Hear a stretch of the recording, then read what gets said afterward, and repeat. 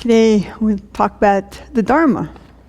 Now I looked online and there are many definitions of the Dharma. So it said the state of nature as it is. The laws of nature considered both collectively and individually.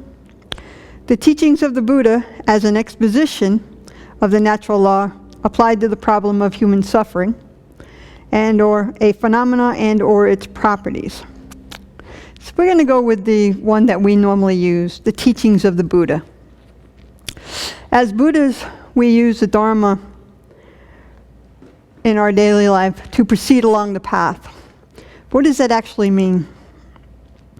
Well, we need to use it in our day-to-day life. And we use it whether we're happy or sad, whether we're joyful or angry. So when you're doing your prayers in the morning, we do certain prayers and dedications in the mornings. What are you actually paying attention to?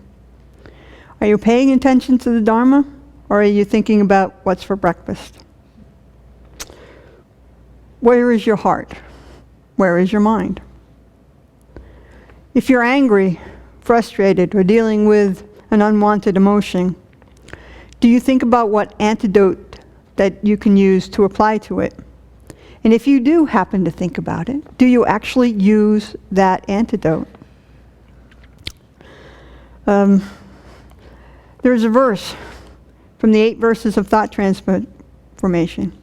It says, "In all actions I will examine my mind, and the moment a disturbing attitude arises, endangering myself and others, I will firmly confront and avert it." How often do we actually do this? This is the time when we need to turn our mind to the Dharma. When you're in doing anything out there, do you think about which of the 6 far-reaching attitudes you can apply to that situation? If you do, are you actually doing it? Are you turning your mind to the Dharma? When you're in a stressful situation, do you think to yourself, is there a Lamrim teaching that I can use to help myself get through this? Because we do Lamrims all the time here. So this is the time you want to turn your mind to the Dharma. When you're walking about, are you saying mantras, or are you thinking about the birds? If you're thinking about the birds, are you thinking about the kindness that they've shown you in their previous life? I mean, Buddha's teaching us, telling us they were your mothers in previous lives.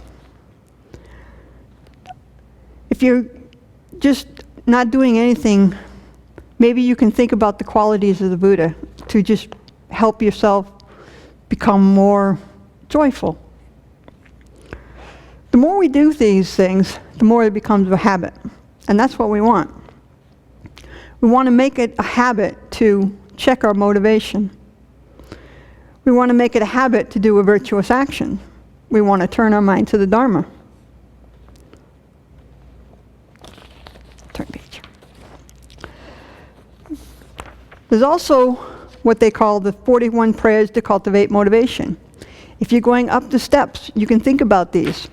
They're online. Go to tuptenchodron.org and type in 41 prayers to cultivate bodhicitta, or just go online and do it. So one of the prayers is, when I'm sitting down, may all beings reach the seat of enlightenment. Are we thinking this to ourselves all the time? Probably not. But this is how we turn our minds to the Dharma, and that's what we want. It's said that the Buddha gave 84,000 teachings. Surely, somewhere in those 84,000 teachings is something to help you during the day in whatever situation you are in. So right now, I've created a lot of merit, which I'm going to dedicate for the awakening of all sentient beings. I do this with my mind and with my heart. Therefore, I am turning my mind to the Dharma. And hopefully this will help you remember to turn your mind to the Dharma sometime during the day, or all the times during the day when you need it. That's it.